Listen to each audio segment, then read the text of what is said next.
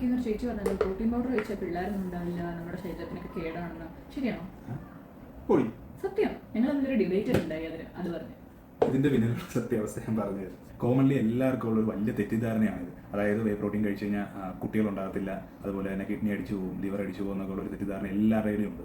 അതിന് സത്യാവസ്ഥ നമുക്കൊന്ന് നോക്കിയാലോ. ഓക്കെ, അപ്പോൾ എന്താണ് ഈ വേ പ്രോട്ടീൻ? ഈ വേ പ്രോട്ടീൻ എന്ന് പറയുന്ന ചീസിന്റെ ബൈ പ്രോഡക്റ്റ് ആയിട്ടുള്ള വേ ഡീഹൈഡ്രേറ്റ് ചെയ്ത് ഫ്ലേവറിങ്ങോ അതുപോലെ സ്വീറ്റ്നർ ഇതിനകത്ത് സാധനങ്ങളൊക്കെ ആഡ് ചെയ്ത് പാക്ക് ചെയ്ത് ഓരോ കമ്പനീസും നമ്മുടെ മുമ്പിലോട്ട് കൊണ്ടുവരുന്ന സാധനത്തിനാണ് ഈ വേ പ്രോട്ടീൻ എന്ന് പറയുന്നത്. ഈ പാലിന്റെ ബൈ പ്രോഡക്റ്റും യൂസ് ചെയ്യുന്നതിന് നിങ്ങൾക്ക് പേടിയില്ലെങ്കിൽ നിങ്ങൾ വേ പ്രോട്ടീൻ യൂസ് ചെയ്യുന്നതിന് ഒരു പേടിയും വെക്കണമെന്ന് ഞാൻ പറയത്തുള്ളൂ.